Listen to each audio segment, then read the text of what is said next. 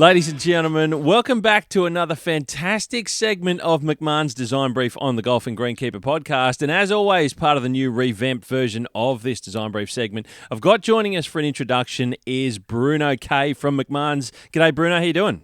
Yeah, good. Thanks, Steve. How are you? Very well, mate. Now, you are on a golf course at the moment as we're recording. Tell us. Oh, I am, mate. I've just come to Chatswood this morning, and just standing here up in front of the clubhouse, overlooking the golf course. And it's a cracking day. Sun's out. There's golfers out on the course, which is great because I was on leave when the course opened for play. So this is the first time I've actually experienced seeing golfers walking the fairways, which is really cool. And people at the clubhouse and on the putting greens, and it's unreal. It's a good feeling, to be honest, because this project obviously has been a good one, but a very challenging one. So, it has, mate. It's great to see golf out here, and really, the course is looking great, and hopefully we get a bit of continual dry weather for a while, just so that the place can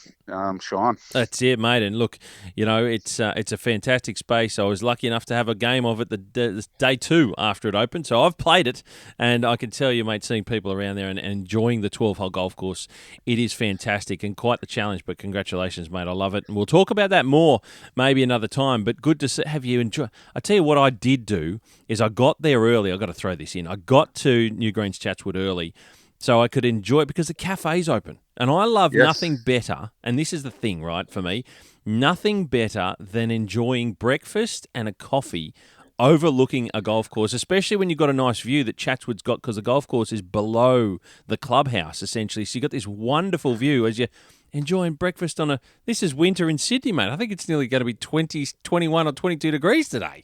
Yeah, it's unreal. It'd be pretty cool spot to, like you said, sit out front of the clubhouse with a coffee in the morning, or a schooner even. Before the round of golf, mate. Love it. When the bar opens, we're in. We enjoy that too.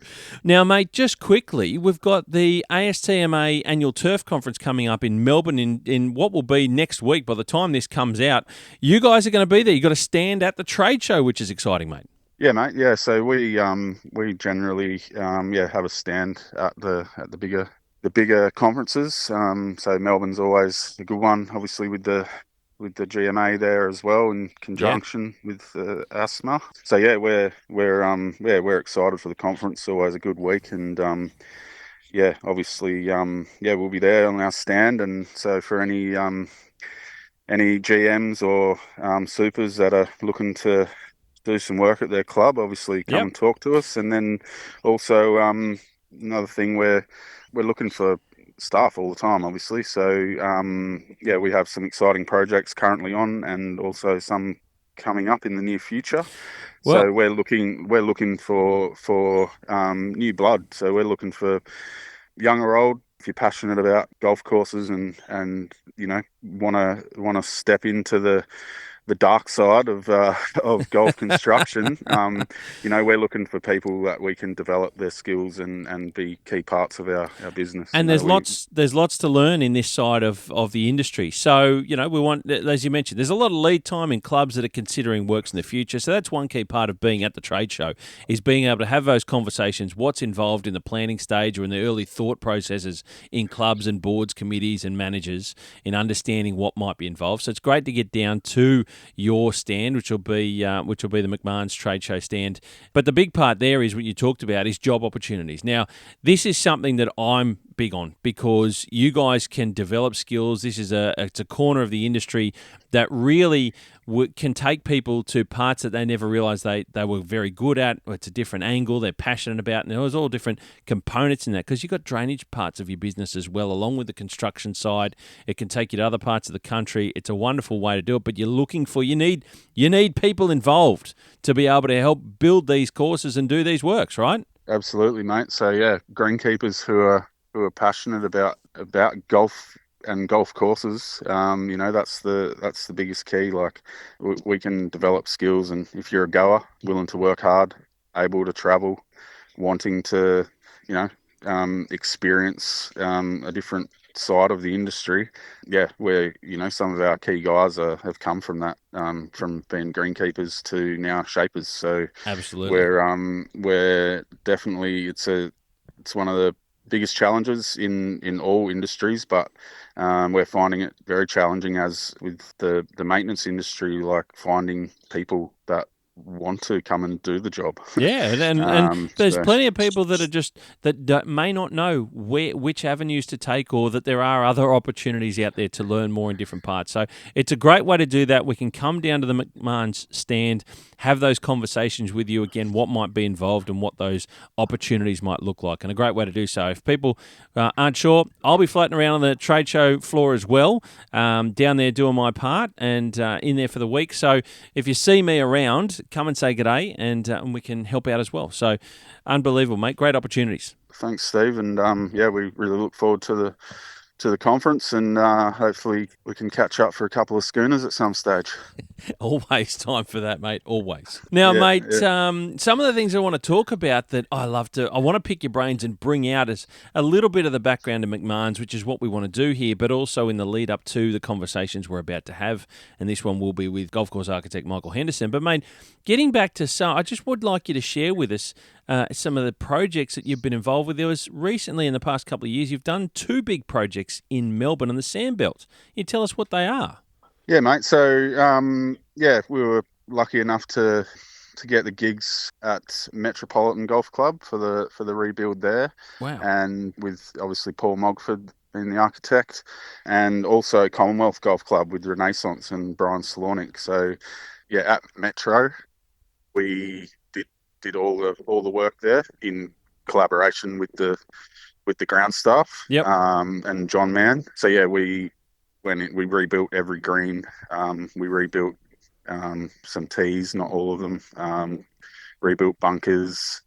Yeah, basically all the changes at Metro that happened over that course of 2 separate summers. And that was significant with Paul Mogford. And Crafter Yeah, Mogford is Neil Crafter and Paul Mogford. And obviously a little link there with Chatswood is that Neil Crafter was the lead architect there and the Chatswood job, and Paul was the lead doing the Metropolitan one. Now, Metropolitan, that was a big deal over a couple of seasons, like you mentioned, and it's been a wonderful sort of transition into the new surfaces of the greens. It was a big deal for yeah, Metro. mate. Yeah, so yeah, it was a lot of work got done.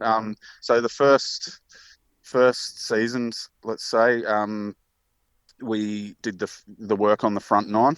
So we basically did that in about 3.5 months. So yeah, it was full noise. Obviously, the process of John and his team would sod cut the bent grass off the greens and lay it on plastic on the fairways. Wow. And it would sit there until we'd finished building the new green. Yeah, so basically we had, obviously, the least time it was sitting on plastic, the better. Quick turnaround. That's right. I mean, because with Metro, we know the turf surfaces, like all the the Sandbelt courses in Melbourne, are key. But Metropolitan really stand by their putting green surfaces. I mean, they are something very special down there, and to be able to have that sitting off to one side, essentially, for you're literally counting down the hours that it could be there for to get the job done on the rebuilding of the greens profile, so that can then come back pretty quickly. Yeah. Like there's a bit of pressure involved there for 18 holes. Yeah, absolutely, mate. Absolutely. So yeah, we basically had a couple of crews, guys going ahead and pulling apart the next green. Would sort of be working on 2 greens at the same time almost, and among other things, doing bunkers, fairway bunkers and whatnot.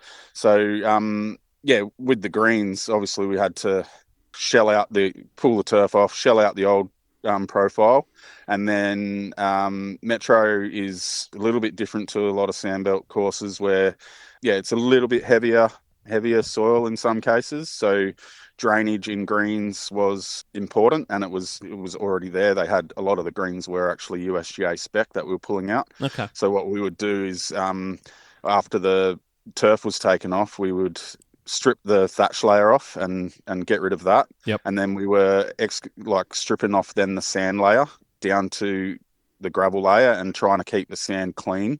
So we would stockpile that, and then John and his team would use that for top dressing of Oh, cooch wow. surfaces. Okay.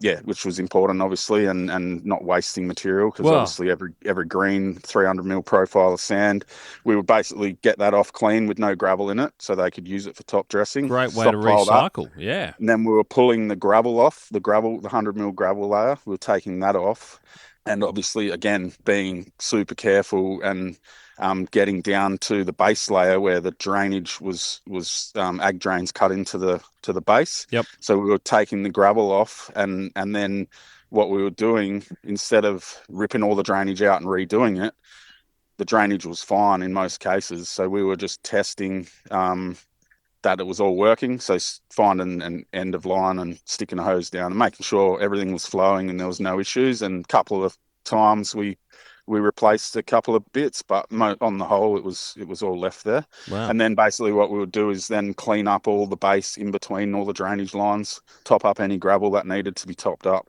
and then basically put the sand back on. And we were going with it was like 420 to 450 mil of the blended sand. So the sand, the club had blended the native that was mined in previous years, and blended that with a sand that was imported. So it was like a 50-50 mix. Yeah, so we had a massive stockpile of pre-blended sand sitting there ready to go. So, and that was all fumigated and sometimes in stockpile, and then a lot of cases the actual we'd fumigate in situ. That's Yeah, quite a delicate operation there, talking about how you shell out the profile, strip everything off so everything's nice and clean. It can be recycled for use in other parts of the golf course, which is important. But, mate, as we know, fast forwarding to the completion of the project, it's been incredibly well received. And John Mann and his team, as the superintendent at the time of Metropolitan, has done a wonderful job finishing it off, getting it to a point for open for play. And I know that the golf course has been incredibly well received, and I was able to see some of those greens on my last visit to Metro that had been finished off. Mate, it looked unbelievable. So congratulations on that project. That's huge. yeah, And we're flipping pretty pumped to with it. absolutely, and flipping to Commonwealth, mate, that was a project again that I've been able to see post. And what an incredible project to be involved with there with Renaissance Golf. Yeah, so again, that was a similar process to Metro. We actually we were doing them both at the same time, Oh wow. in a sense. So we were at Commonwealth. We started Commonwealth first, and then that rolled straight into Metro, the front nine, and then the following year we did this. We basically did the same thing. We did the second stage of Commonwealth and rolled straight into Metro. Yeah, right. So Wow. it That was kept you kind of busy. back to back, and yeah, it was really busy. And luckily got a good team Yeah. that know what they're doing and got in. The difference with Commonwealth, obviously, they seeded all their greens, Pure so there wasn't distinction. that. Yes, correct. So that Beautiful. there wasn't that piece of removing turf, putting it on plastic, and Yep. and then happening to get that green built ASAP to Yep. then get the turf back down. We were able to actually, because with both jobs, they shut 1-9 for the period of the project until it was ready for play again. Yep. So basically, at Commonwealth, like we were able to, because they closed 9 holes. It wasn't front nine, back nine. It was a mix of both, just with that property, how it all works. Whereas Yeah, with that Metro was half and front nine, half. back nine. Yeah. Yep. Yeah, so Commonwealth was a bit different. It was a mix of front and back in both stages. So, but the beauty of Commonwealth was that we were able to go ahead and like get much further ahead on bulk earthworks than we were able to at Metro, just purely because they were seeding their greens. Yep. So we were able to go ahead, shell out everything, like basically because both courses have their bunkers right to the Yeah, edge up of into the the green. cutting into So the edge part of the of the green. whole Yeah. process was obviously rebuilding those bunker lips with the different Yep. the black soil, Yep. black native soil. So obviously, yeah, extensive full redo of Commonwealth, all greenside bunkers, lots of the tees, yeah, some pieces on fairways, and yeah, some major changes in that area of 10, 12, 7. That's sort of those three greens that sort of all sit together now. That's right, That because was that was probably the major works. near where the maintenance shed used to be Correct. on Correct. site. So that Yes. was So all that was shuffled yeah. around, and So which is a great change. I outstanding love that results. area. Yeah. Love that. It feels really connected, and yeah, it's just and there was a lot of tree removal there too, which wasn't part of our works, but obviously key to opening up Yep.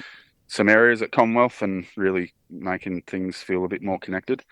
Both jobs we were really, almost like privileged to be a part of, I guess. Like it's something that, we're obviously passionate about every job we do, but when you get to work at places like Commonwealth and Metro, it's next level, and the buy-in is important from all our staff that we're kind of, we're all bought in to what we're trying to achieve, and there's time constraints, but there's also the quality has to be there. And I've got to say, working at Commonwealth, working with Brian Slornick, he's obviously the lead architect and the lead shaper. So we provided Brian with machinery, a dozer and an excavator, basically. So he did his thing, and he guided us in what he wanted with all the works that we were doing. But Yep. essentially, he was there directing our guys Yep. on Yep. what he wanted, and yeah, it worked really well, and we loved working with Brian. He's a great guy, and yeah, it was a pretty cool project to be involved with. Mate, look, that's outstanding, and it's something that I didn't actually know was that you guys were involved in doing the construction works behind the design projects of both of those particular jobs, and it's interesting. They're two quite different jobs. The difference in what the outcomes we're trying to achieve, different architects to work with, which is important to know. From a business standpoint, that hearing you talk about it, that you're working with different architects, you're not locked into any one particular type of company or style of work, that you can work, and you've got the flexibility and understanding. And you mentioned buy-in from your shapers and your staff to the architects that you work with, because you have, across the board, as things move on and as life takes us, we've got different architects that work across the country of Australia and other parts, that possibilities of working with other people, and you've worked with many. So it's good to hear that people like Craft and Mogford, people like Renaissance, different, also different backgrounds, being Australian and American, but they're all doing work here that you've had the opportunity to work with, and great outcomes. I can speak for that because I have seen them,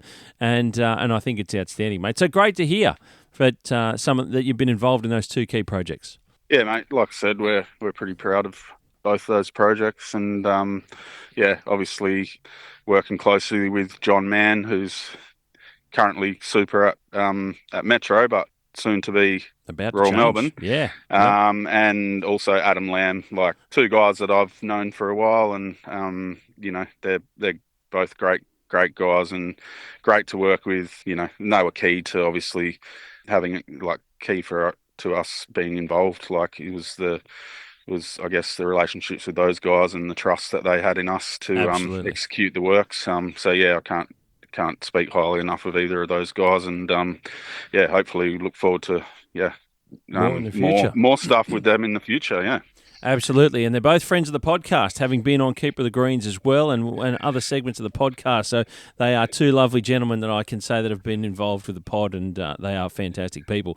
Now, mate, it's a great segue to go from your work there at Commonwealth with Renaissance to some of the conversation that we're about to have. Now, you haven't heard this one, but we've got a conversation with Michael Henderson, who's a golf course architect from his business, Holes in the Ground. Now, that's coming up, mate.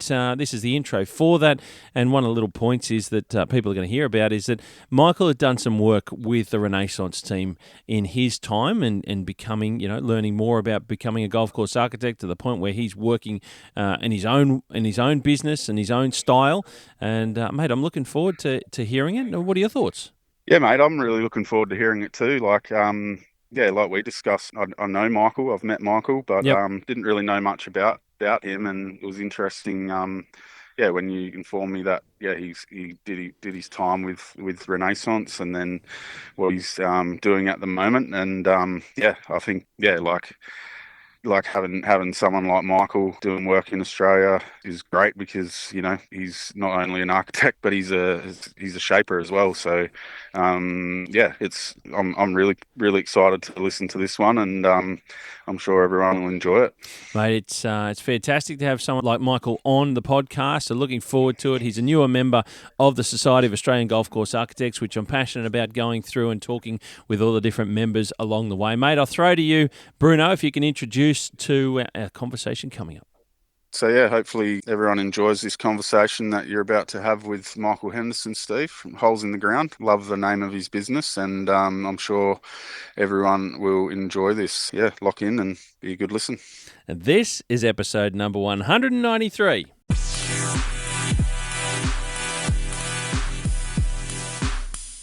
Ladies and gentlemen, I'm excited to bring to you another segment of McMahon's Design Brief here on the Golfing Greenkeeper podcast. And joining us on this segment of the Design Brief is Michael Henderson from Holes in the Ground. G'day, Michael. How are you? Yeah, good. Thanks, Steve. Good to be with you. Mate, thank you very much. I've got to ask, have you ever done a podcast? I haven't. Hey. No, I'm on debut. We've got another debutant. I love it. Yeah, I'm looking forward to it. Very good, mate. Thank you. Now, your business, you're a golf course architect. That's the reason we've got you on. You're a member of the Society of Australian Golf Course Architects. Holes in the Ground is your business name. How long have you had that going for? Look, this started back about 5 or 6 years ago. Okay. I've always sort of had my own company to Yep. Quite often you subcontract and you do work for different people. Yep. But really the business proper sort of set up 5 or 6 years ago. Okay. Well, we'll dive into all of that. So I'm looking to understand more of it from you as we get stuck into the conversation. But 5 or 6 years, that gives us a bit of an idea of the brand name of yourself and your business, which is good to know. Mate, I start off with a little bit of fun before we dive into the deep depths of golf course architecture here in Australia and yourself. Mate, you ready to go for a little bit of light-hearted, interesting, short answer questions? Or long, depending on Yeah, for sure. All right, let's do it. We'll start off. It's the Design Brief Fast 5, but they turn out to be a little bit slower sometimes, so we'll see how we go. Number 1, which is more exciting to work on from your point of view, a new design or a remodel? Which are you more excited by? Look, is there a way to be more excited? I really enjoy both. Okay. I'll start by saying that. But look, I'd have to say new build. Okay. There's just a lot more freedom that goes with building something for the first time. Yeah, for sure. And yeah, there are no expectations from members or clubs or that type of thing. Yeah, but memories, right? People have memories as well. Yeah, correct. Yeah, they do. Factors in the conversation, I'm sure. I remember from my time when the golf course changes, it can be challenging as well. But interesting, exciting. More exciting is a new design, a bit more freedom. Yeah, a bit more freedom. Always like to hear it. Number 2. Now, let's see how we go with this one. I asked Scott Champion this on the last one, so we'll see how you go. What your thoughts are here. Right. A par 3 to finish a golf course or not? Sure.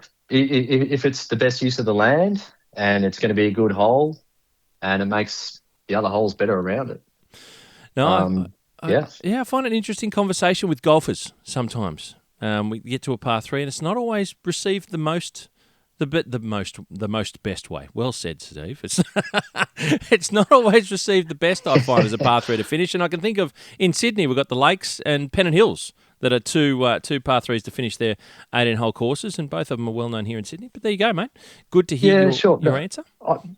I guess it depends on the site too. Yeah, 100%. It's site specific. If you have a site that isn't perhaps as interesting as another site, then you might put more of an effort into making the last hole a longer hole.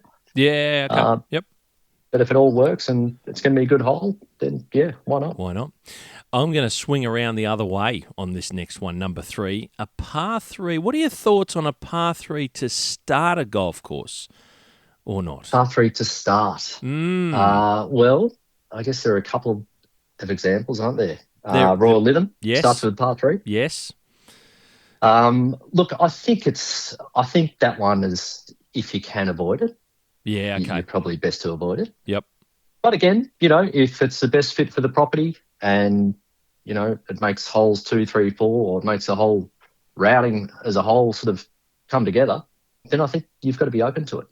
Mate, and this is why I asked the question, because I'd like you to share with the audience, the people listening, as to the reasons why a par 3 might fit at a Royal Lytham, for example, is that it might make 2, 3 and 4 better holes by having it as such. And sometimes people, like I said, I go back to golfers and conversations that I've had playing with people, and they go, oh, geez, we started with a par 3. That's a terrible way to start a golf course. Or we finish with a par 3. And I know the reason I love to bring up this one, mate, is because my golf course at Katoomba was renovated and ended up becoming a par 3 to start.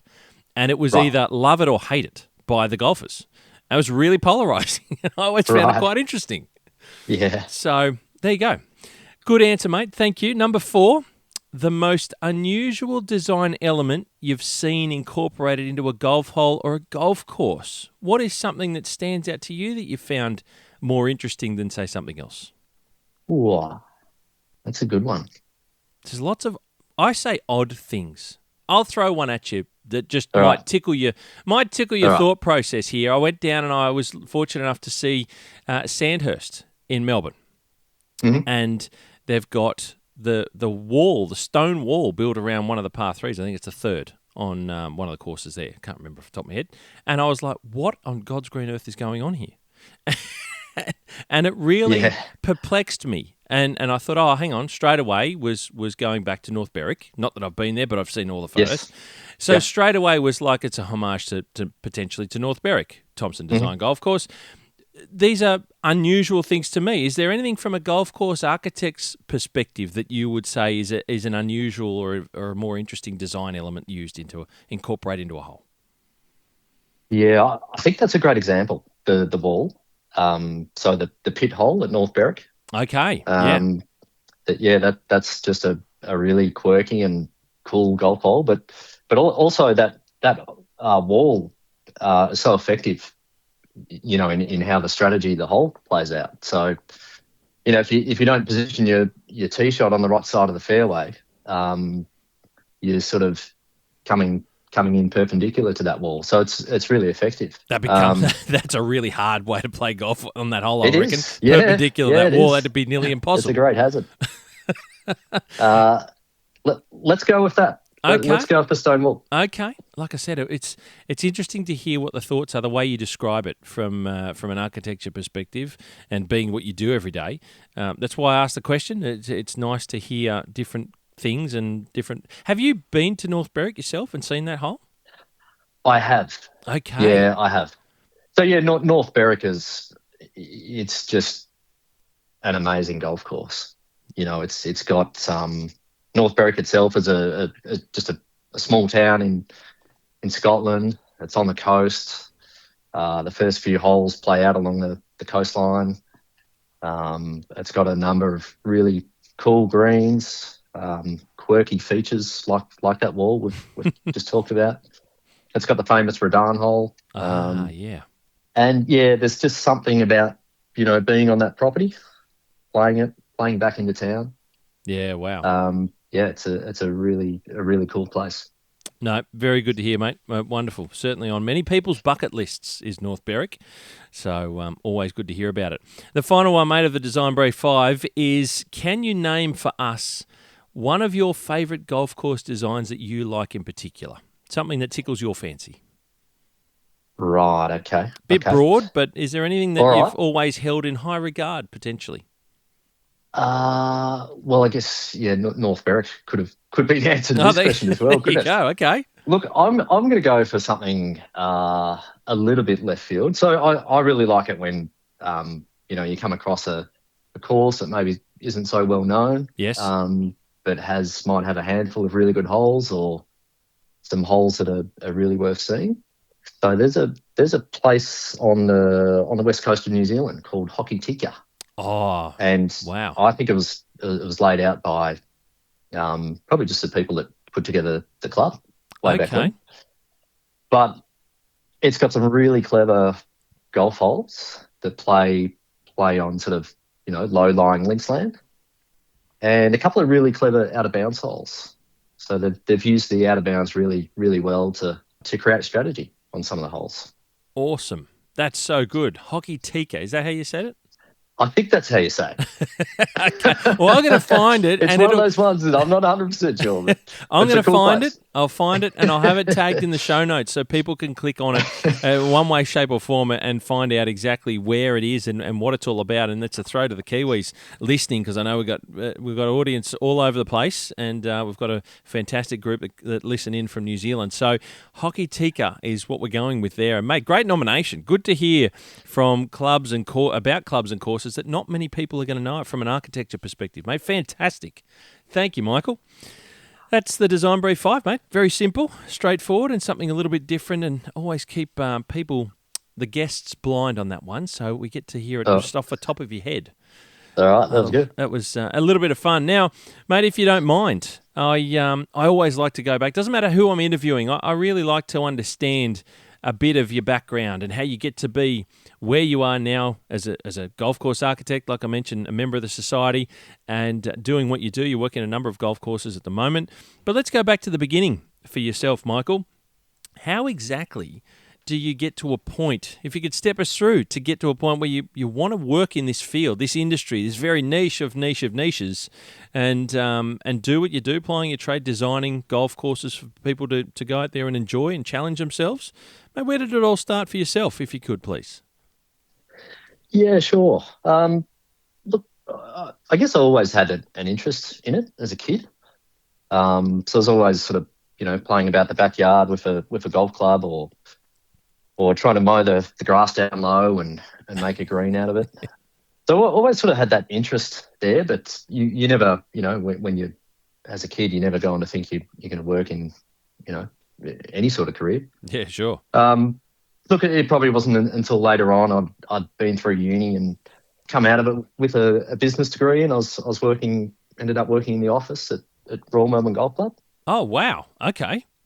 And I think just being around that place and spending time on that golf course, that's when it was really like, well, why not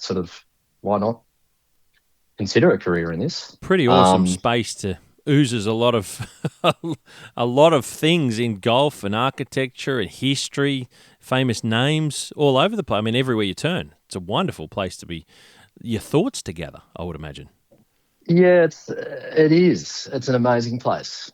And so, yeah, look, I was lucky. I guess I found myself there, and then I thought, well, how do people sort of get into this? So there were at the time there were two architects who ran like an annual design competition. One was an American guy, Tom Doak. Another was a Melbourne guy, who was Tony Cashmore. Oh yeah, right. Some of your listeners might know. Yeah. So look, I entered both competitions, and to my great surprise, both wrote back to me. Wow. Which just sort of blew me away at the time. That would have been amazing, getting that back from two notable architects in our industry, in our region of the world, right? In Tony Cashmore and also Tom Doak. Yeah, it was. I was really blown away just to have a response from them, really. Sure. But I guess that sort of made me, think that, well, maybe this is possible. So I followed up with each of them. And I actually ended up going overseas to Scotland to try and get work on a project with Tom, which didn't pan out at the time. Okay. But got to spend a fair bit of time over there. And, I was over there backpacking with my now wife, and we came back to Melbourne. And then I was lucky enough to get a job with Tony Cashmore.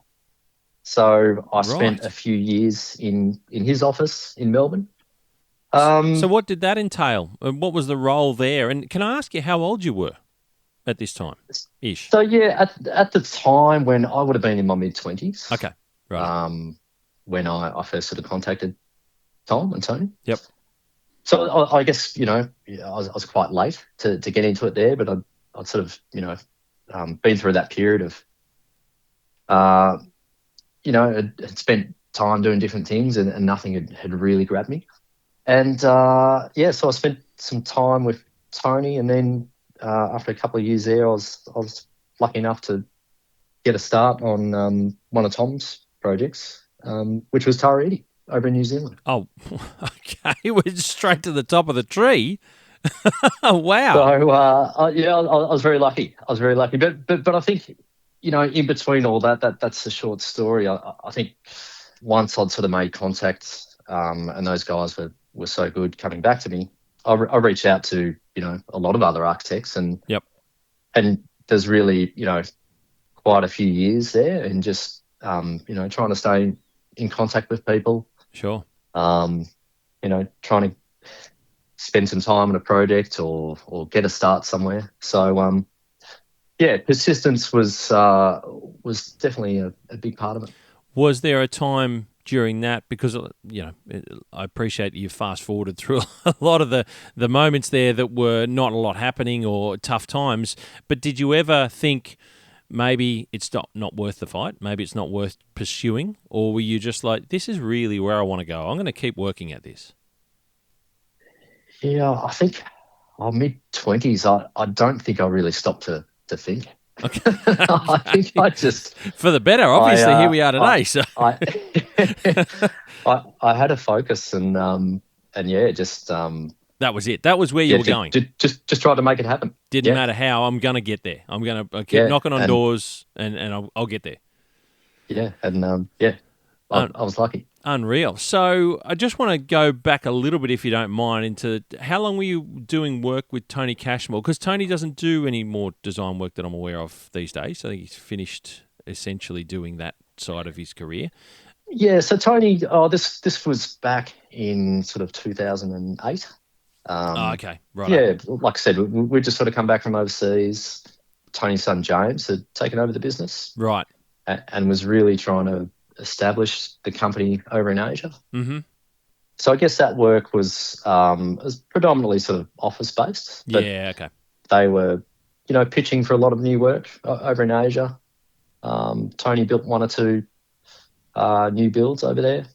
Yep. And was really quite busy, as well as servicing a lot of Australian golf clubs at the time.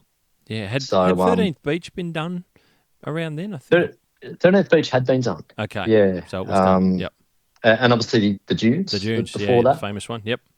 I was really impressed by, Tony's, both of those courses, or the two courses at 13th Beach. Mm. Yeah. So, that was a fun time. Learned a lot. Yeah. Learned a lot, no doubt. And so what was it? So you've got to leave Melbourne now. You go to New Zealand to get this work started at Tara Iti. What was it like, upping and I assume you had to move. Yeah. Moved over there. I think from memory that kicked off in 2013, that job. Yeah, moved over there with very little construction experience. And I was part of a 3-man finish crew. Right. With two guys, with Clyde Johnson and Pete Zallingo. And our job was to go around after, Brian Slonick and Kai Golby, who were doing a lot of the shaping on that job. And once the irrigation was in the ground, our job was to come in and sort of fine shape everything and prep everything for seeding. Right, okay. So it's all the finishing touches. Yeah, correct. So look, that was an amazing experience. I think we were over there for about 18 months all up. Yeah, right. Wow.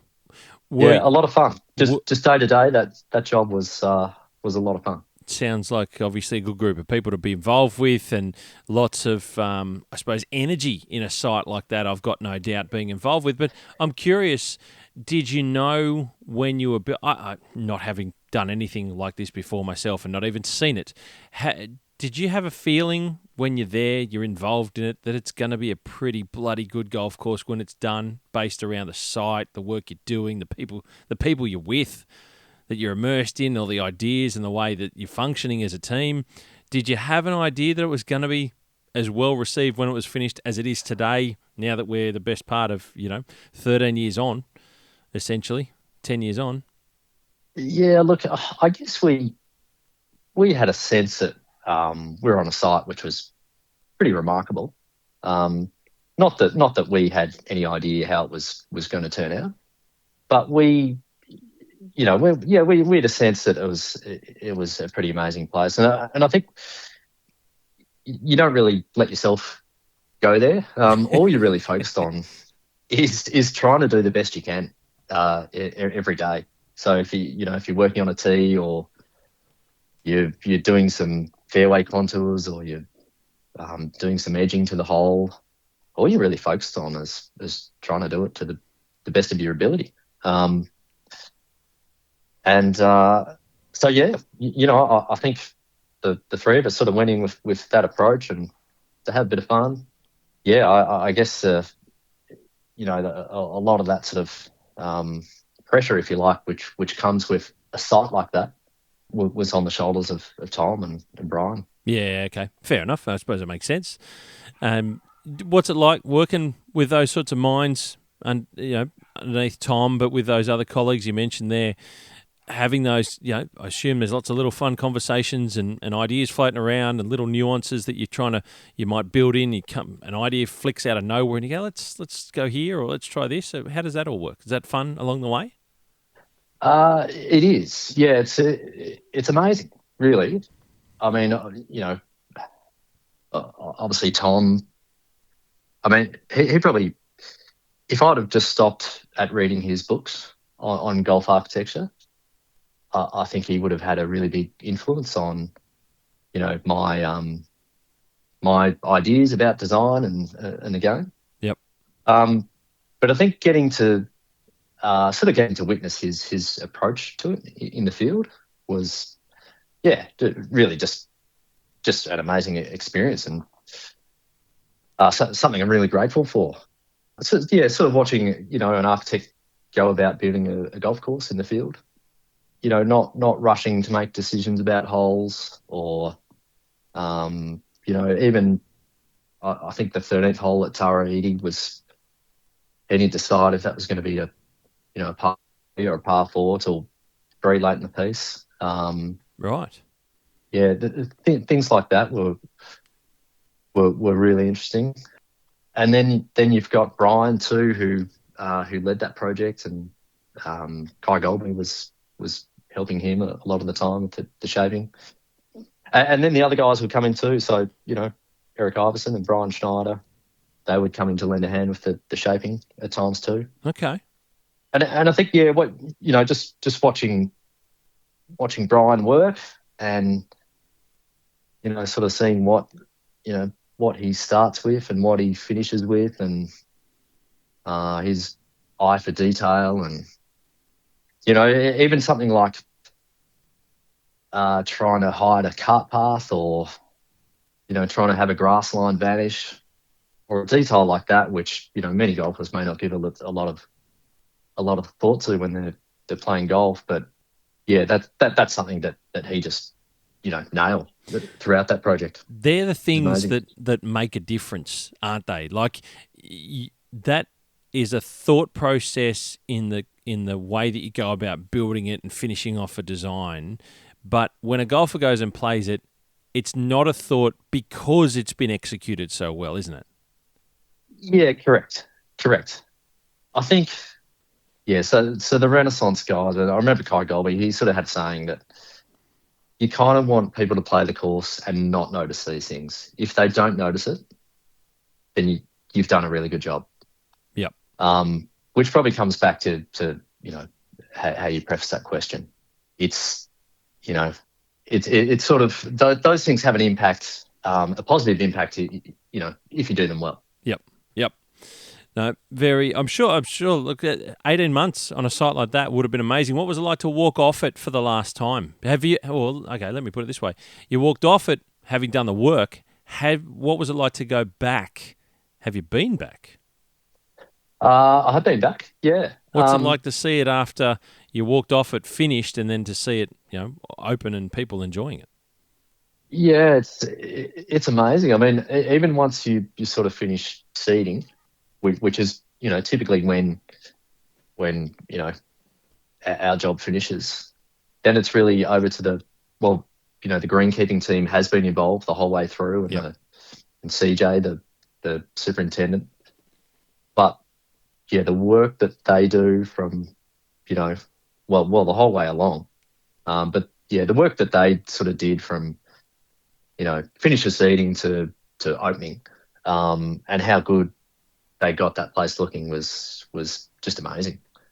Yeah, so yeah, it sort of felt like it had changed a lot. Unreal. I'm sure it would be lovely to see you come to fruition, and an amazing time to see people enjoying what you spent time toiling away to build for them.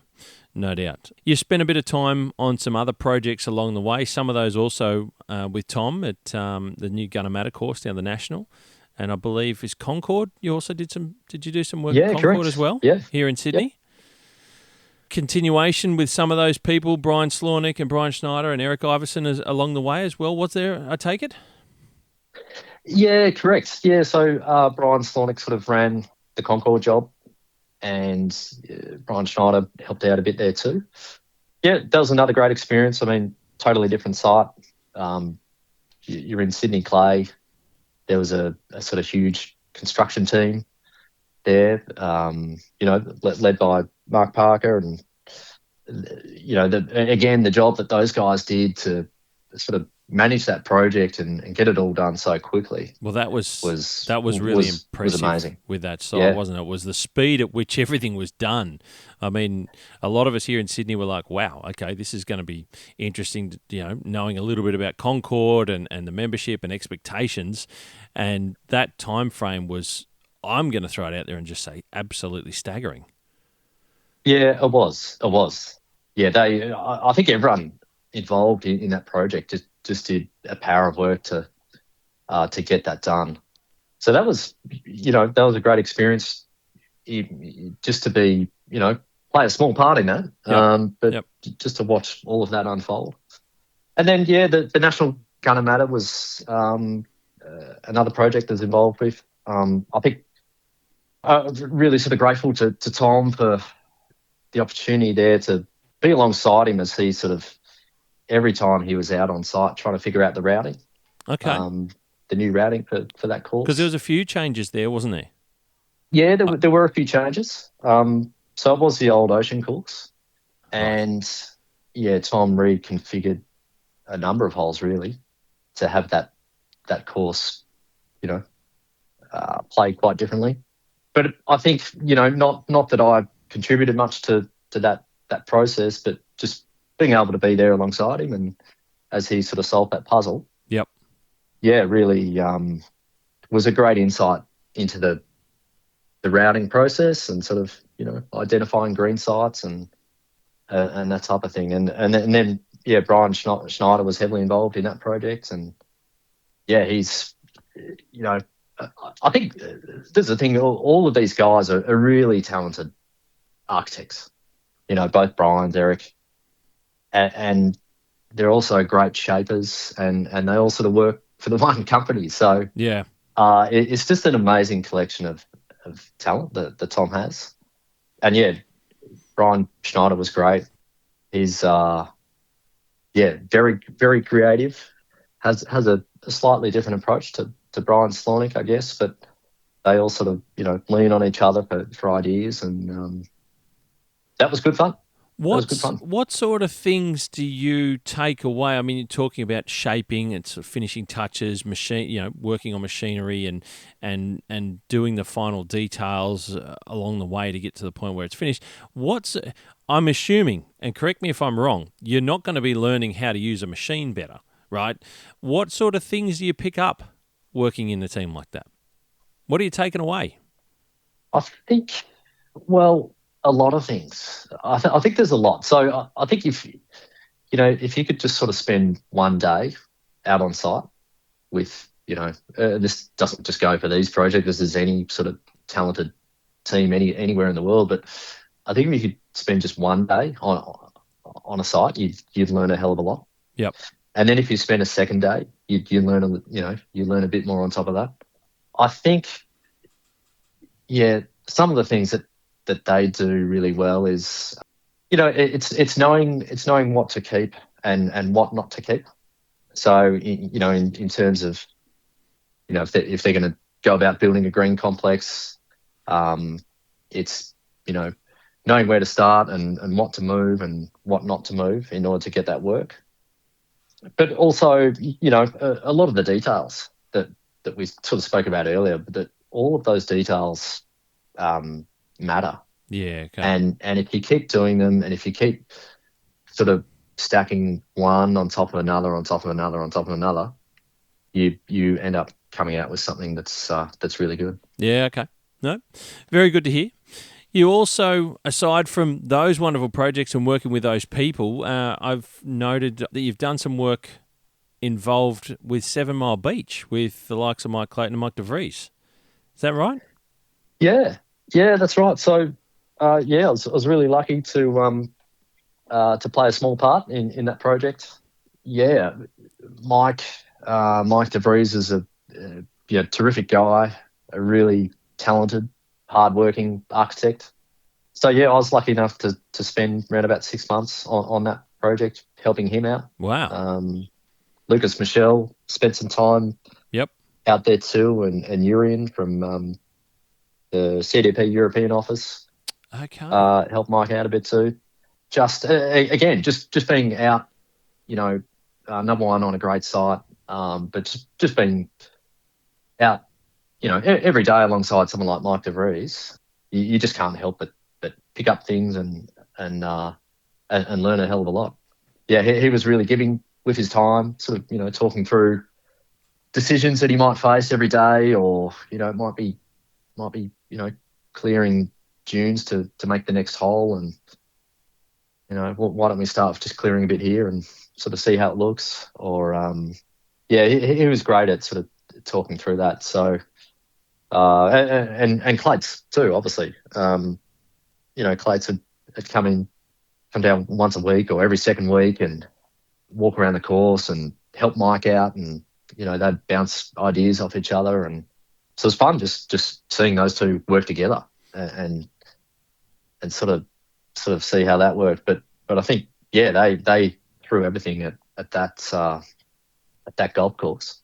They did. And, yeah, and it's amazing. Yeah, it's turned out really good. It's amazing. Were you there when they decided on the 2 greens for is it the 8th? Yeah. One left, one right, one long, one short. Mike DeVries would always joke that the Clates would come down and find another 3 tees to build. So I think he probably did well to limit him to just one hole with 2 different greens. But I was there around about that time, and it was sort of fun watching that play out. But they had some really good banter around that too. Yeah, I'm sure. So Mike had put some flags in the ground where he wanted a tee, and they'd debate it for a while, and someone would eventually win, and either a new tee would go in or it wouldn't. But I think they worked really well together, and I think they had fun doing it. Yeah, no, that's good. And you're around that. And the reason I ask about this journey for you to become yourself, you're taking all this in. This is helping you mold and you decipher who you want to be as an architect in your own right. Being around these minds, being around the creativity, the brainwaves, the challenges, the decisions, like you said, all the things that come up during, the way in which you're going to look at designing different aspects of a golf course or an entire golf course. This is all part of what's helped shape you as you are today. And we'll get to some of the places you're working. But I assume that's why you go through that process of trying to be around these people, pick up all the things, but just be there and be involved. Yeah, absolutely. Absolutely. I think, well, firstly, I think if you didn't learn anything and you were just out there to do that job, you'd have a lot of fun anyway. You're in a great place on a great site, getting to build something, and that's just fun. But you're absolutely right. I've been lucky just to learn a ton from all of these people, and they've been really great with their time for me too. So let's talk about some of the work that you've done yourself as part of being, I suppose, the lead design architect for some coursework. And the one that I jump at that springs to mind is, and you'll correct me if I'm wrong if it was your first or not, was Mallacoota down the southern or the eastern reaches of Victoria, down near the New South Wales Victoria border. Beautiful corner of the country, absolutely magnificent. And when I went there, I didn't even know it had a golf course. This was many years ago. But Right. mate, tell us a bit about the background for that job. What you were doing there, and I'm pretty sure you were leading that in terms of design work that was being done to adjust the course. Tell us a bit about how that came about and what you were doing. Yeah, sure. So, look, if you remember the 2019, 2020 summer bushfires. Devastating, horrific bushfires down there. Yeah, absolutely devastating for Mallacoota. I think the town lost a third of their homes. Yeah, it was horrific. People were trapped and all sorts. It was just But people were horrific. trapped. Yeah, the Navy had to come in and get holiday makers out, Yeah. and the fires went on for months. Mm. So, look, not long before the fires, I'd sort of been travelling around that area. I didn't quite get to Mallacoota, but I was sort of on the road and checking out a few different places. But I made it as far east as there's a little golf course at Buchan, and I had to turn around and go home. I didn't make it to Mallacoota, but it was sort of on my radar to go and have a look at, sort of, given its location. And then a couple of months later, the fires came through, and I just got in touch with the club afterwards and said, do you need a hand with anything? Because a pretty horrific event, obviously, and a lot of the vegetation on that course was burnt. It's surrounded by bush, isn't it? In one Yeah, part. correct. Yeah, So- well, at the time, it was all of it, really. So, yeah, right, okay. 2/3 of the course was just surrounded by Mallacoota, Yeah, right. which had grown so thick over the last 30 or 40 years that it had really smothered the site, Right. in a way. And then the other third of the course sort of played through a eucalypt forest, sort of huge, tall eucalypts and very tight holes through that area. Right. So, yeah, look, I just sort of reached out to the club. They're just a volunteer-run club. Okay. Reached out to see if, they could lend a hand, and they said, yeah, come down. And it just sort of went from there, really. We talked about things they could do to, things like clearing trees or widening playing corridors, really simple stuff at the start, rebuilding tees. And then the club sort of said, well, maybe we should look at applying for a grant. So we did some work on rejigging some of the holes. They had a little bit of spare land that played along the coastal reserve, so we could use some of that land to squeeze a couple more holes in. And by doing that, we were able to remove some of the tighter holes in the eucalypt forest. Oh, okay. So, yeah, that process went on for a while, and we came up with a plan, and the club set about getting some funding through bushfire recovery, which they eventually got. And, I mean, you got to sort of put this in perspective. This is a volunteer-run club of sort of 50 or so members. That the town's just been through a devastating event. They're considering sort of doing a fairly major golf renovation on their site. And I think just to have for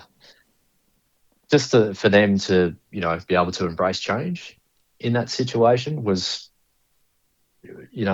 took a lot of courage. Sure.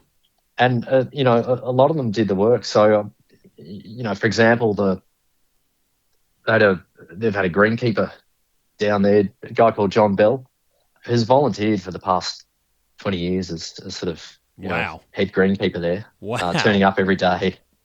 It's just an amazing contribution. Yeah.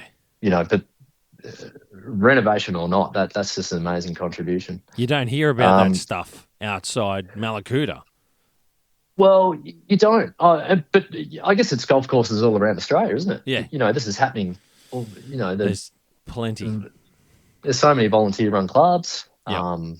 and people, putting in this work just so their small membership can play. Mm. So yeah, they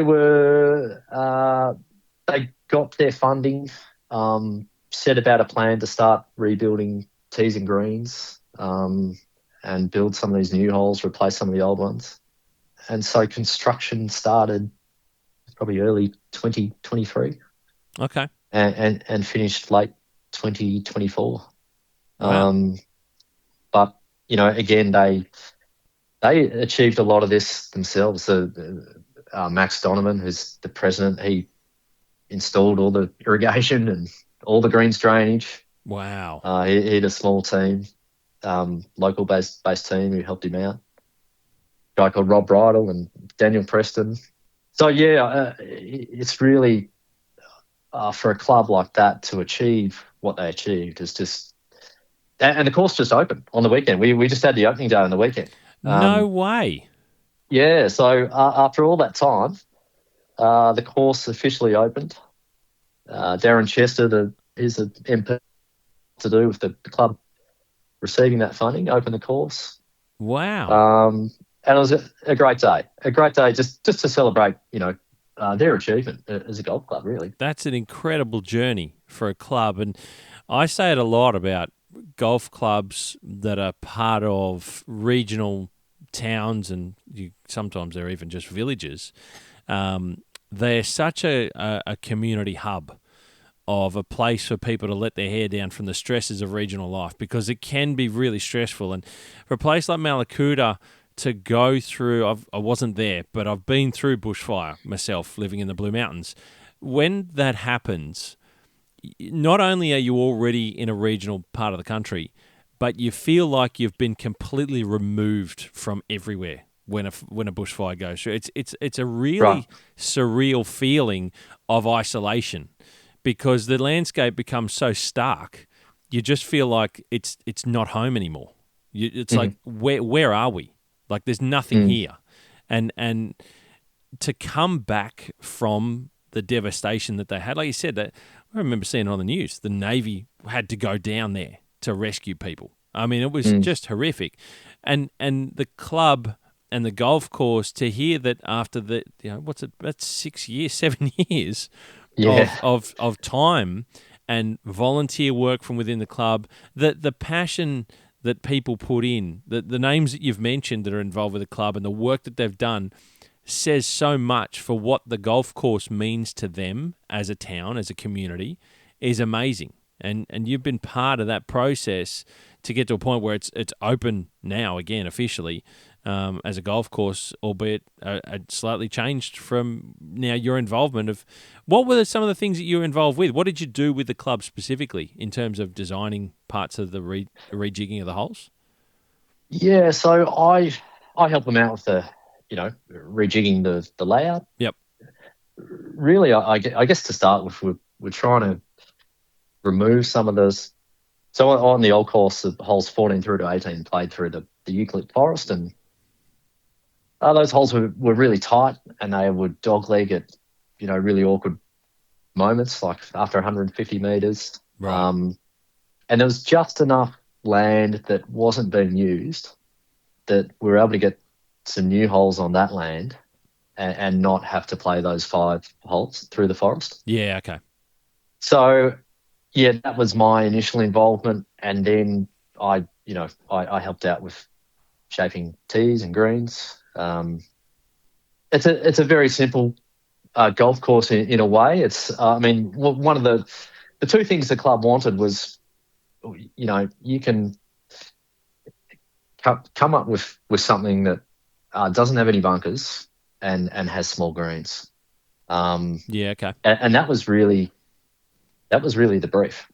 So that's got to you've got to fit in the design brief. Like, how can you do that? What can you do for us? Yeah. But that was also fun too. Coming up with different ways to make those golf holes interesting. So that was really my involvement, and I had a lot of help along the way. This was Kate Torgerson was Oh yeah. a great help throughout. So, Yep. This sort of 2/3 of the course, it was full of Mallacoota, and the advice the club had that it wasn't going to grow back. Yeah. Right. So that eventually created a lot of a very open landscape as opposed to the one they had. What it once was. Yeah. Yeah, That's come through. That's come through hot. And I've seen this before. We had it in the mountains. When traditionally with eucalyptus, for example, for people that aren't sure, often when a bushfire comes through, it'll burn all the foliage and burn the first layer of the bark and so on. But through epicormic growth, which is why eucalypts do so well in fire, it reshoots nearly all over the trunks and branches. When it comes through and it hasn't been through an area for a long time and you get the right conditions, it can burn so hot that it will burn the entire tree beyond its potential for regrowth and those regrowth points. And when it comes to eucalypts, we had areas of the Blue Mountains, and I've seen it before in the Snowies and so on, and in Canberra, where it burns that hot that it's unable to regrow from the tree at all, so it's just a blank trunk. And sometimes they burn that hot that even the lignotubers down where it regrows from the ground die. So you get nothing. There's no way for a tree to regrow. It burns that hot. It's very uncommon, but when it happens, they're gone for good. It's a stark area when it happens. It's horrific. Yeah. So that's what obviously is a part of no doubt. When you say that the melaleucas and things aren't going to regrow, I've got no doubts that is a part of that process. But that changes a landscape entirely. Yeah, it does, and it did. Wow, I didn't know that. And I think this is where Kate was really, just invaluable to the club, really, because we were sort of thinking, we're going to have to revegetate or plant things, or what are we going to do with this landscape? And she was like, well, let's just see what happens. Yeah, right. Chances are this is going to regenerate in a different way. Yeah, and it has. Wow. It's been a remarkable success, really. They've now got a regenerating heathland. That's fascinating. With a heap of different species. There's some areas which are taking longer than others, but yeah, it's it really has transformed the site. And I think, given the setting, the site sort of, it's a really prominent sort of coastline setting. Having those views throughout the course, down the coastline, is really what makes the experience. Yeah, wow, that's unreal. What was it like to see the place again? A bit like Tara Iti, you go back for the grand. Was it like to go back to it, knowing that it's all finished, it's all done officially? The course is open for people to enjoy it again, visitors and locals alike. A sense of accomplishment. What's the feeling like for yourself? Well, it was a great day for the club, and the work that they have put in. So I sort of talked about John Bell, who's the greenkeeper. One of the really good stories to come out of this was a local Mallacoota guy, Aaron Donovan, who served his apprenticeship at Lewis Golf Club. Okay. Has come back and is now their first sort of paid greenkeeper. So he's there day in, day out, improving the place, and he's really doing a hell of a job. That's fantastic. So yeah, I was blown away by how good the place was looking, and what sort of he and the volunteers and John have achieved in the past sort of 15 months is just amazing. I think too, when you a project like this in an isolated location, they're sort of on heavy clay, and we seeded the greens, but all the surrounds were sort of, we planted couch sprigs. It's a very exposed location. So just the growing alone is not your typical golf course growing. And to, it takes longer. But yeah, what they've been able to achieve is it's really remarkable. Yeah, that's awesome. So good to hear. What a great story. And only just recently I didn't realise it officially opened. That's amazing.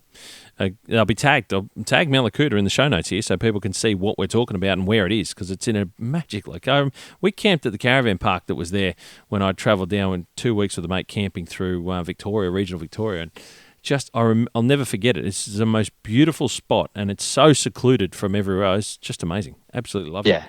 Yeah, it is. Absolutely loved it. The atmosphere in these country clubs, you go there on a Friday night and have a couple of beers and have a meal. You just want to bottle it. Yeah. That atmosphere. Absolutely. There's something about it, isn't there? Yeah, they, on Saturdays they have shotgun starts so that everyone finishes at the same time and comes cool. in and has a drink and that sort of thing. So, community. Yeah, exactly. Unreal, mate. Now, we moved from Mallacoota, so I'd like to talk about some of the work. Where else are you doing work at the moment? What else are you up to? So, look, I'm the consulting architect at Flinders Golf Club and Wollongong Golf Club. Wollongong as well, up here in New South Wales. Near Sydney. Yeah, correct. Okay. So, Flinders. I don't know a lot about Flinders, apart from it's got a small moment, a flash in the pan with Alistair Mackenzie and its history. A beautiful part there on the eastern side of the Mornington Peninsula that I've not been to, but looking at it on Google Earth again, looks like an absolute cracker of a location. Tell us a bit about Flinders. Yeah, it's a great location. It's sort of on the cliff tops. So Flinders is right at the head of sort of Bass Strait and Western Port Bay. I guess the course is sort of, it's well known for having that sort of attachment to Mackenzie and for the famous fourth hole, which is the Coppin hole, plays along the coast. Yeah, it looks awesome. But yeah, a great place to play golf. It's a clay site, whereas a lot of the Mornington Peninsula courses are on sand. And so look, they've sort of set about on a path to renovate some of their older greens. Okay. Trying to tick off one a year. So around about 4 years ago, Tom Hogan came on board as superintendent. So he's previously at Barwon Heads. Okay. And with that, the club wanted to address some of these old greens, which had more or less sat there for the best part of 100 years. Right. As part of an annual works program, he's looking to tick off one green a year. And so that sort of started as a discussion around, could the club do a little bit more work to some of those greens or a little bit more work around the course? And so, we sort of developed a master plan for the club, but really it's not, the plan is not about turning the place upside down. Okay. It's more about enhancing what's there. Yep. And making lots of little improvements to the place. But I think once they're done, the place is going to be better for it. So it's good bones already, is what you're saying, and it's just about working on some tweaking here and there as they do a green, like you say, once a year. And when you say they do a green once a year, what does that entail? Does that entail a new green complex as such, like a full profile rebuild, and we're deciding green shapes, orientations, and whether you incorporate any mounding, bunkers, hollows, that sort of stuff? Yeah, it's a full rebuild of the profile. Okay. And obviously with that comes an opportunity to, improve those greens. Yep.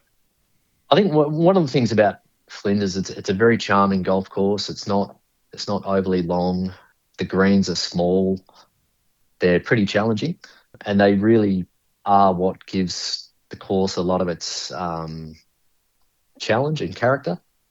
So you've got to be careful that, you don't sort of go in and alter that too much. But at the same time, make improvements where you can. Yeah, okay. So for some of the greens, there's not going to be a whole lot of change. It might be improving tie-ins a bit, or improving a running approach from one side of the fairway. Whereas some other greens, there's more of an opportunity to do something a bit different and change up the bunkering. It's really, on a hole by hole basis.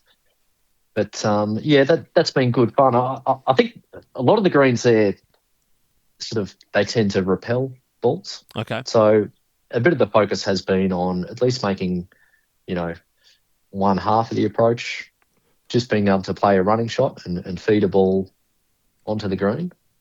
That has been a focus of some of those works, as well as, improving the profile and making them play a lot better. And Tom's doing a great job. The course is, he's got those sort of firm and fast conditions going. Yep. And it's playing really well.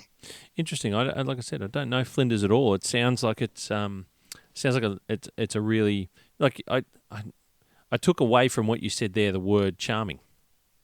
And I've looked at it on Google Earth, so to correlate both of those, like I said, I'll have all this stuff tagged for people in show notes so they can get an idea of where we're talking about. But looking at it on Google Earth and hear you say charming, and I kind of built the picture just on those alone. Yeah. So, it is. Great views up and down the coastline. The wind's always blowing. Yeah, it's good. It's a cool place. It's good fun. Be no good for my game if the wind's always blowing. I'll probably have 100. It's one thing we don't always deal with up here in New South Wales is the wind. Away from the you're right on the coastal edge is fine. You'll get it, but anywhere else, it's got to be a really windy day to get it. Otherwise, it just doesn't happen so much. But right there you go.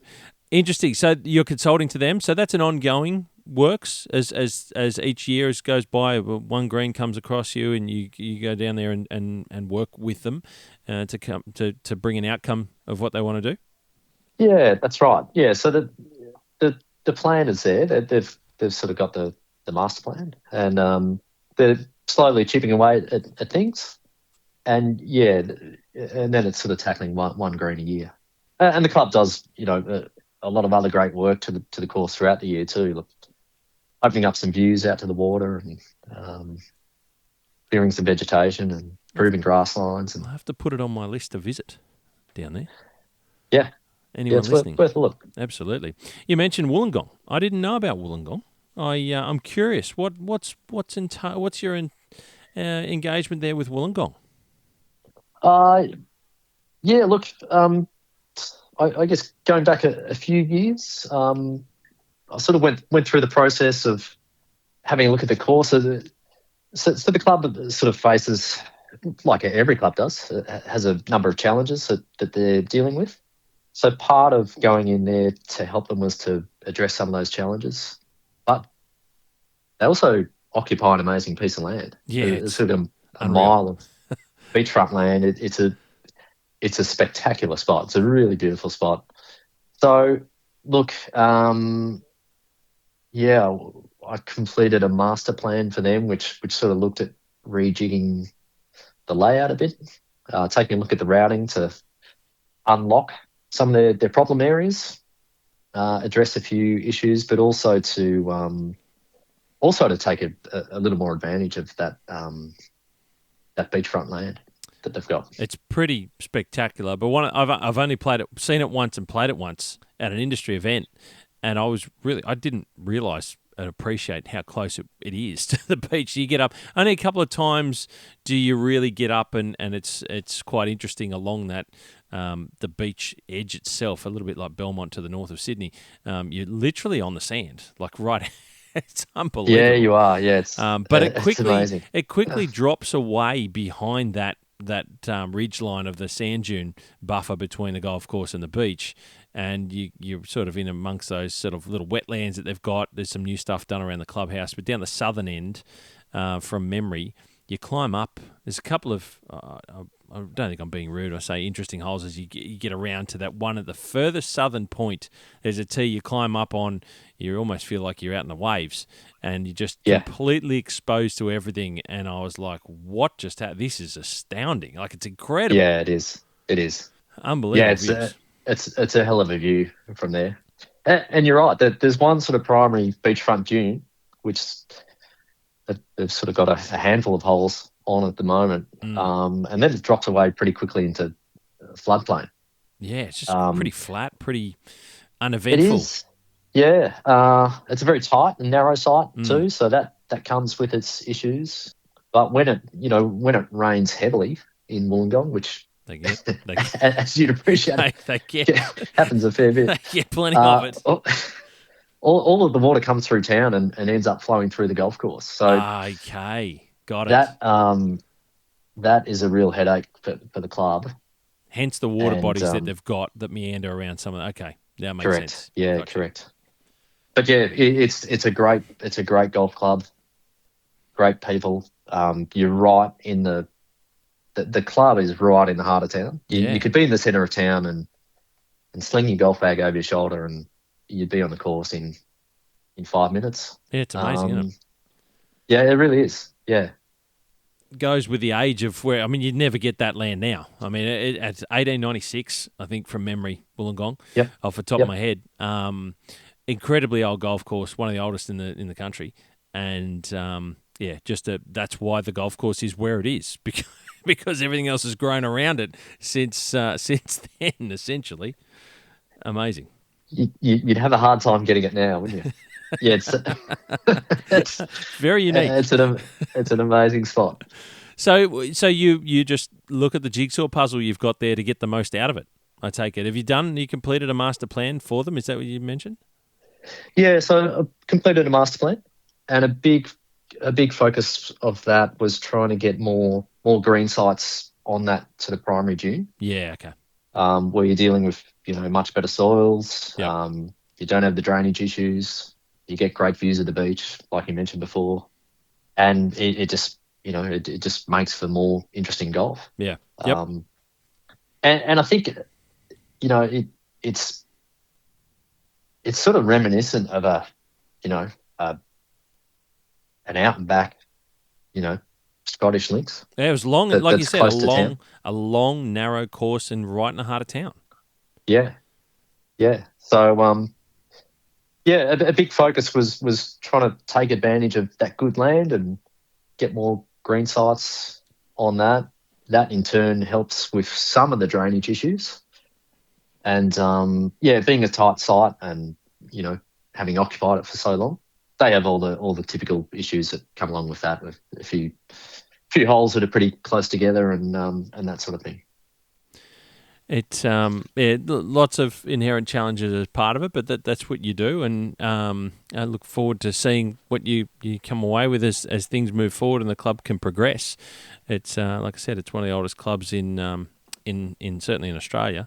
It's a beautiful location, one of very few of the quite amazing ones that we have around the country, but certainly don't get so much of it along the coastlines quite like that. We've got a few dotted along the coast, but they're special when you get to them, as in Wollongong.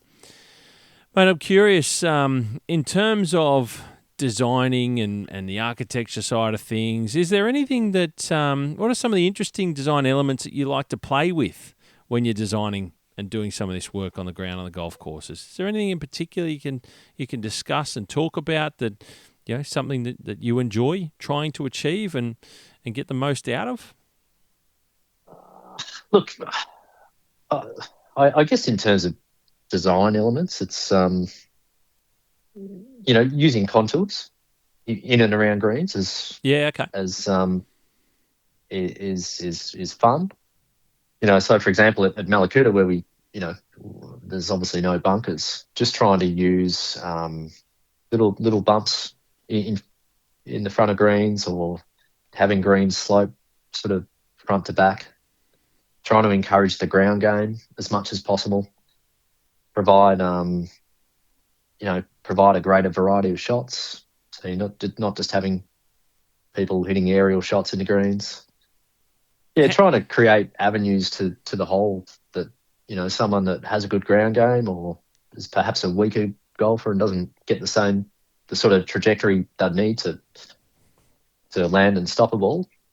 I think that's fun, sort of, trying to provide different shot alternatives into greens, and then obviously favouring one approach from one side of the hole as opposed to another. That's something that I think a lot of golfers probably don't realise that they're engaged with when they're on a golf course. Ones that are designed well, like you say, using ground contours to, either repel or improve the ultimate finishing point of a golf ball as you come into a green. That sometimes golfers don't realise that they're in that game. That's part of the game. It's what you do, right? Yeah, I guess hopefully they get to play it enough and realise that sometimes there are different ways to play approach shots. But yeah, like I say, I think that's something that's, if you can add that to a hole or a green site, add a little more variety, especially in these windy locations. I think that's fun. Do we?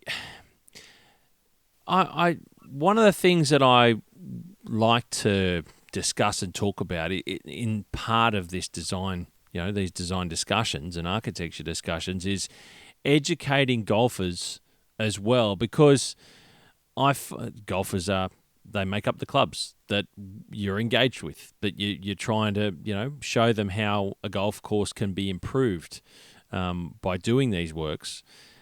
Is there a challenge in trying to educate people sometimes to show them that it's not just about being straightforward and more simple in terms of just being around green? It's reasonably flat and you just get from here to there, that you've got to incorporate this stuff? Because I've worked on golf courses that are really old, and I've seen them change over those years where things become removed. I've been working on the golf courses that have had things removed to make life easier, in inverted commas, for golfers to get through to the green, where now I look at it 20, 25 years on and go, that really happened. We did that. We were instructed to get rid of those things because there was no consulting architect involved. No one would have thought of asking an architect's opinion. It was just, this is our golf course. Okay, we'll change it to improve it that way. Is there anything in trying to educate the golfers that are running the clubs that these things make golf more interesting, that it's better for golf to be engaged in this way? Yeah, I guess that's always a part of it, isn't it? Sort of explaining why you feel it's important to shift a bunker or remove a bunker or open up one side of the green, or I guess that's just I guess that's the architect's lot. But that, at the end of the day, that just, I think you said it, that's the object of hazard, is to make the golf more interesting. And if you're just removing that, like you sort of mentioned in that case, well, maybe it's not so interesting. So I don't know. I just know my experience in working on a golf course for a while, and that when you, I don't know where I'm trying to ask the question in the detail. Do you have to educate people along the way? Is that part and parcel of doing what you do for a living? Yeah, I think it is. I think it is, especially where you're introducing, change. I think you really need to explain, why you're doing that and what it's going to achieve. Yeah, I think that's that's the more I think about it, it's a really important part of the job. Yeah, okay. There you go. What are your views on vegetation? You talked a bit about it there when it comes to Mallacoota. Are we engaging the vegetation as part of the conversation more now today than we perhaps ever have in the past? Oh, I think so. Yeah, I think so. I think, and look, these things sort of typically start at the top, don't they? So yeah, a lot of the sandbelt clubs around Melbourne have, over the past, sort of 10 years, have had some of the top clubs have always done it, but there's been a shift to really focusing on vegetation and how that's best managed and what that can do for the landscape playability and the aesthetics of the course. And I guess that slowly sort of filters down to other clubs. But I think Yeah, I think that's a good call. It's these days it's a bigger part of managing the golf course. Yeah. Getting that sort of transition from fairway edge to rough to low lying ground covers that might have shrubs or trees or whatever it might be. I think there's more of a focus on that now than ever. Good to hear.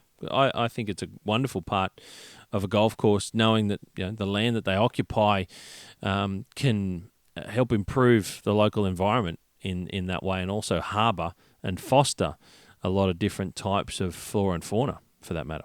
That's my own opinion, but and I think it's a great thing that it's becoming much more commonplace to have it in the discussion. Good to hear it from yourself and what your thoughts are, which is the reason why I asked.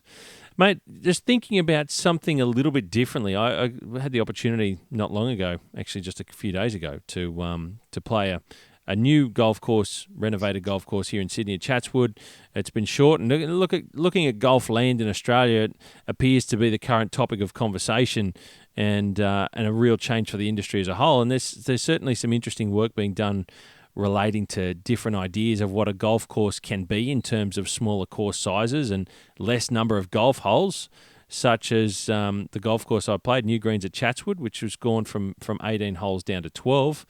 And there's talk of, obviously, Moore Park in Sydney, the public golf course, the first public golf course of Australia, is going to be chopped down from 18, and they've announced that it's going to be to 12 holes. There's a short course, a Bugle Run down to Barnbugle and Tassie.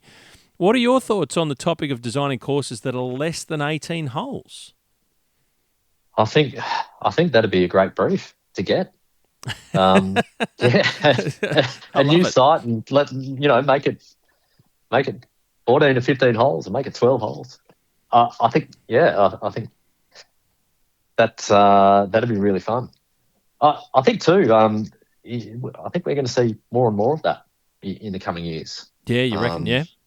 Yeah, developers looking to do things a bit differently. People are short for time, and a few hours spent out on a golf course is better than none. Yeah, good point.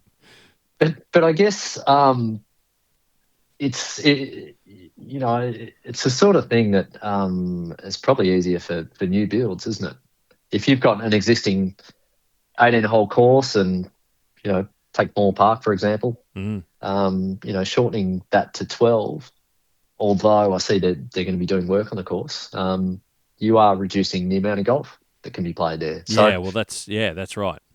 But yeah, I think open to it, but also I think there's a place for, these entry-level public courses. They're really important in the whole golf system.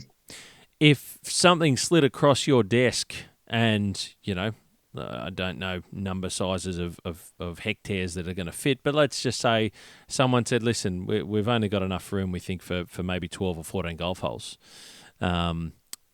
Is it something that you would consider potentially that you have a little bit more creative freedom because it's not a traditional 18 that most people would automatically box into their head? Yeah. Steve, feel free to slide that across my desk anytime. If I find one, I will let you know. I'll be on the horn, mate. The only reason well said. Great response. I think that would be an amazing brief. Yeah. That would be amazing. I've always wondered what an architect would think given because I never thought of it until just now that we're talking about, that 18 holes brings with it a whole locked up box and dice of what is expected. Whereas anything else that's not that, you're probably more open to a completely different mindset of golfer that's going to experience it. That doesn't have that. It's got to be 18 holes. It has to be 72, or it has to be this many meters, or it's not good enough. It's not strong enough. It's not considered, good enough in inverted commas, or difficult enough, or challenging enough. Whereas if it's anything less, might that open up a lot more freedom to creativity in the process and the ultimately the design brief? Oh, I think so.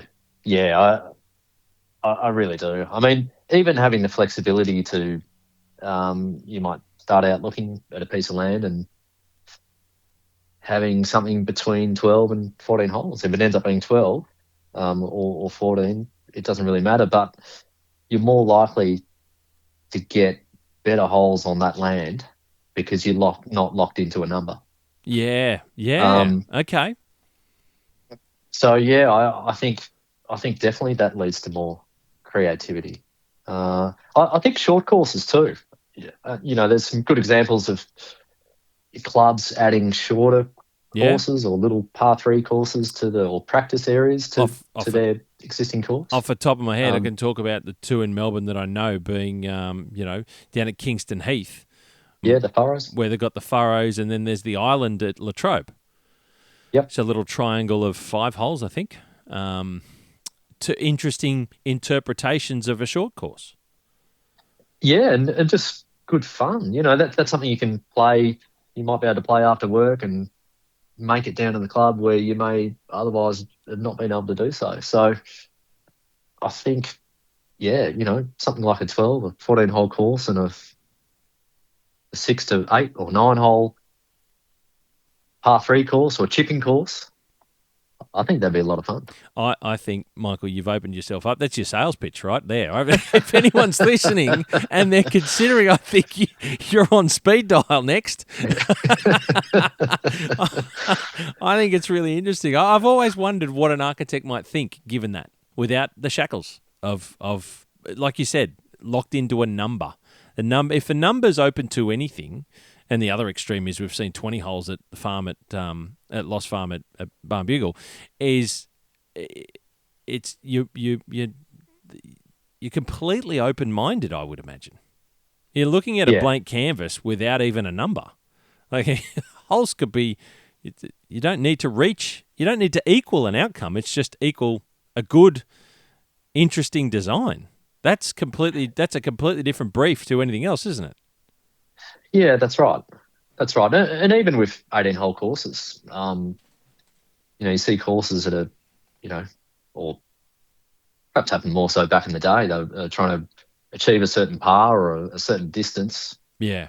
And in the end, that has an impact on the golf holes and the golf that you're going to play.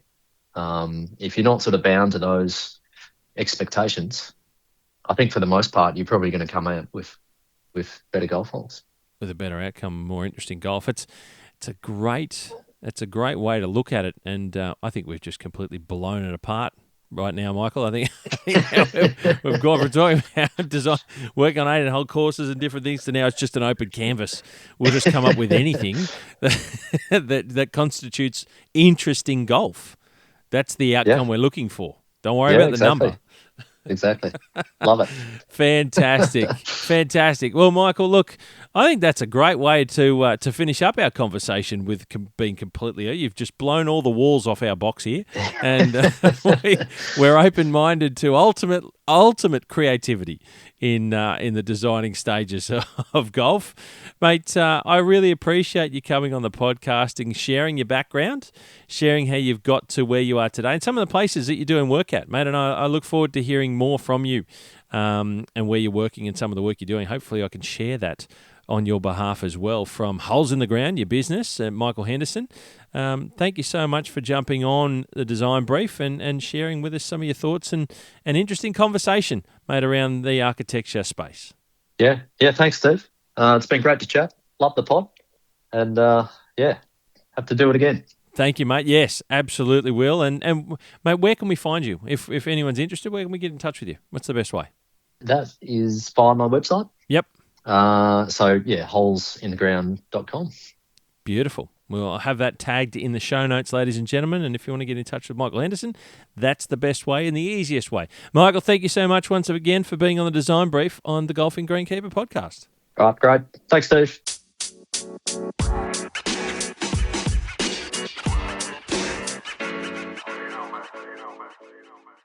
There you go, ladies and gentlemen. A big thank you to golf course architect Michael Henderson from Holes in the Ground. What a great chat that was. Good to have Michael on the podcast and great to hear from different voices and certainly new voices. Michael, as I mentioned, is one of the newer members of the Society of Australian Golf Course Architects, and I really appreciate him taking the time to come on the podcast and share with us a bit about his background, his career, his business, and the way that he looks at the design world of golf courses. And look, there's going to be lots of clickables in the show notes. It was a great conversation, lots of details in there, and I hope you really enjoyed that one.